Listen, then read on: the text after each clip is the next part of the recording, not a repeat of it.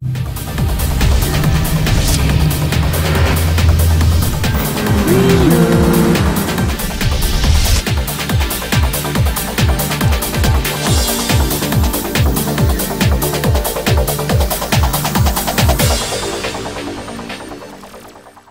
been a long time coming, but Gran Turismo 5 is finally here.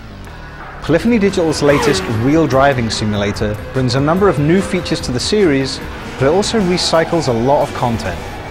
This is undoubtedly the biggest and best Gran Turismo yet, but aspects of both the gameplay and the visuals evoke deja vu. If you love to drive, Gran Turismo 5 is a game that you're sure to enjoy. Just don't expect it to have that new car smell. GT5 doesn't make a good first impression.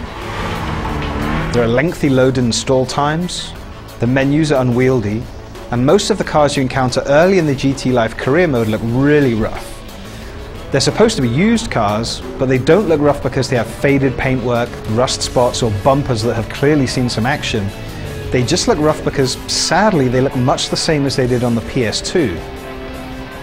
These poorly textured, jaggy-edged standard cars outnumber the vastly superior premium models roughly 4 to 1, and there's not even an option to use the new cockpit view when driving them.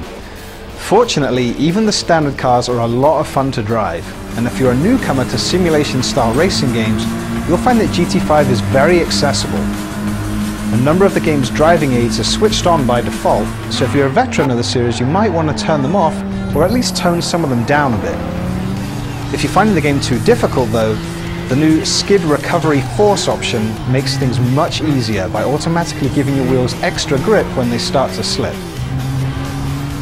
Regardless of your skill level, you do well to complete GT5's license tests, which unlike those in previous games are completely optional. These tests do a great job of familiarizing you with various cornering techniques and the like, and also afford you an opportunity to get a feel for how different types of car handle. It's hard not to be impressed by the realistic handling in GT5. Push these cars too hard and they punish you, which makes it all the more rewarding when you win a race in one. It can be incredibly frustrating to see your chances of winning dashed by a single mistake, but it's almost always because you did something wrong and not because an AI driver crashed into you. Choose to ignore the screeching of your tires, the rumbling of your DualShock controller, or the resistance of your force feedback wheel, and you only have yourself to blame.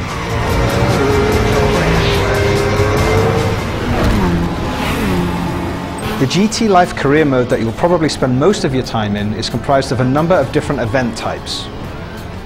A-spec races where you drive yourself, and B-spec races where you give instructions to an AI driver place restrictions on what kind of cars can enter them.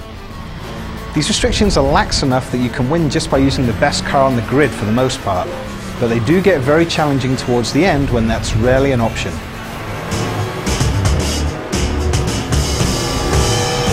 As you complete events, you earn experience points towards your next level, and as you gain levels, you unlock additional events and the right to drive more powerful cars. Oddly, and disappointingly, you also need to level up before vehicle damage becomes anything more than superficial.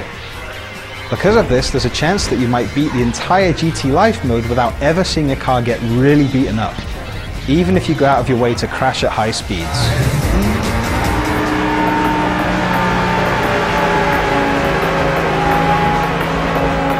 One of the best features of GT Life mode is the Special Events category, where you can find kart races, rally challenges, and races around the Top Gear test track, to name just a few. These challenges are some of the best that GT5 has to offer, in part because you don't get to beat them cheaply using overpowered cars. NASCAR challenges are another highlight of special events, and they do a great job of preparing you for the oval races and NASCAR series that unlock toward the end of your career.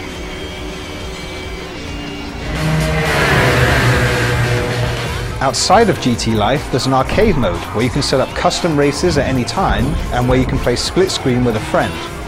The best way to compete against other players though is online, where up to 16 of you can race simultaneously.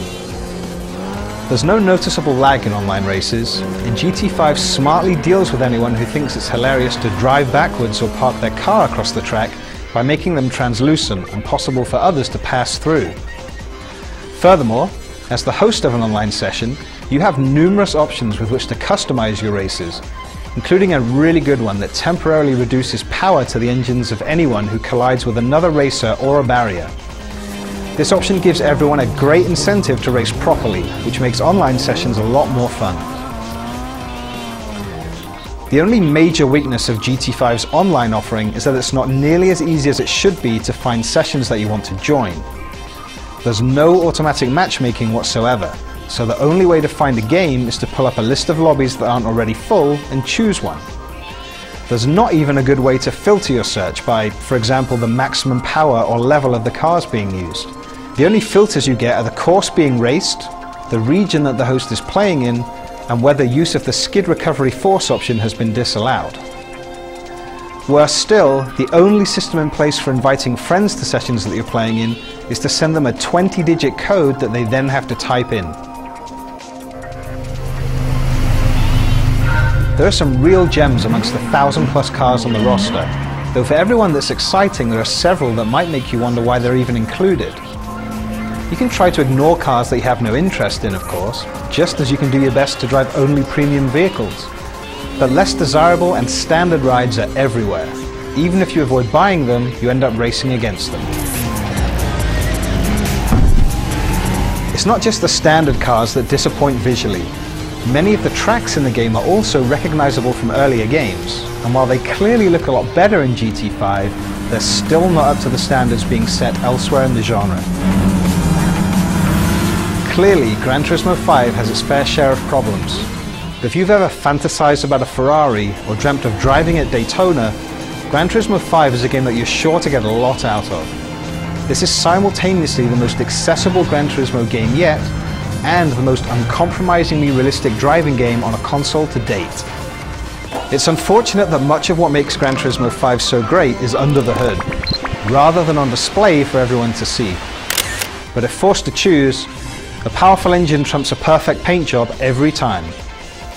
For more in-depth coverage of Gran Turismo 5, be sure to check out our written review.